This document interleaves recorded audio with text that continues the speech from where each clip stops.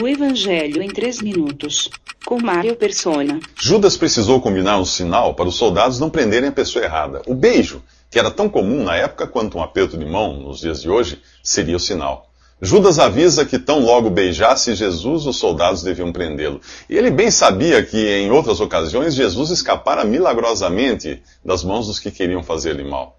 Ao contrário dos filmes de Hollywood, que sempre escolhem o ator mais bonito para o papel de Jesus, o verdadeiro Jesus era um homem de aparência tão comum quanto os outros discípulos. Daí a necessidade de Judas apontá-lo para os guardas naquela noite escura.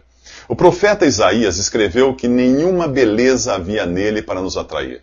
Se você encontrasse Jesus na rua, naquela época, dificilmente se interessaria por ele. E hoje, é impossível você ser atraído a ele se não existir uma obra do Espírito Santo de Deus em seu coração. O homem, em seu estado natural, caído e inimigo de Deus, jamais desejará qualquer contato com Jesus. Quando Pedro vê Jesus preso, não consegue se conter, ele puxa da espada e ataca um servo do sumo sacerdote, decepando-lhe a orelha. E sabe que nos últimos 2000 anos a cristandade tem feito exatamente isso? Tem usado da espada sob o pretexto de defender os interesses de Jesus, e o que conseguiu fazer foi decepar milhões de orelhas e criar uma multidão de pessoas que já não têm ouvidos para a palavra de Deus. Os soldados podiam prender Jesus, mas não podiam prender sua misericórdia e compaixão. Por isso ele cura o homem que teve a orelha decepada.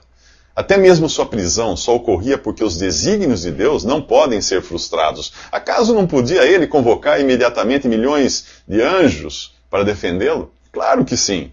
Se você estivesse ali, quem você seria? Judas, o traidor? Certamente não, né?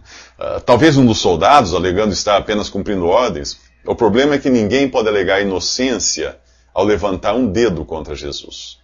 Depois do que eu falei da cristandade, que historicamente sempre apelou para as armas, sob o pretexto de estar defendendo Jesus, você provavelmente não gostaria de ser Pedro ali. Afinal, poucas horas depois, o mesmo Pedro, tão confiante em si mesmo, negaria conhecer Jesus. Querer ser qualquer um dos outros discípulos também não parece uma boa ideia, pois o texto diz que todos fugiram, abandonando Jesus. Não, você não pode ser nenhum deles, mas se quiser ser realmente salvo, terá de reconhecer que é tão mesquinho quanto Judas, tão indiferente quanto os soldados, tão violento quanto Pedro e tão covarde quanto os outros discípulos. Daquele momento em diante, Jesus está só, e é assim, sozinho, que deve cumprir a obra para a qual foi designado: morrer como Cordeiro de Deus e derramar o seu sangue para purificar pecadores tão maus quanto eu e você.